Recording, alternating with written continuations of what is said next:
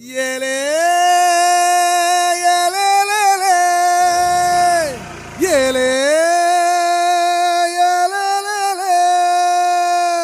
ஒத்த பல வாரத்துல சத்த நேரம் மடியுடார வச்சு சஞ்சிக்கிற சங்கதிய சொல்லித்தர வாடி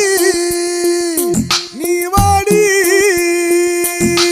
பத்து கண்டு பாலத்துல மேச்சலுக்கு கத்திருப்பம் பச்சலோட வாடி புள்ள குச்சங்கு தேவையில்லை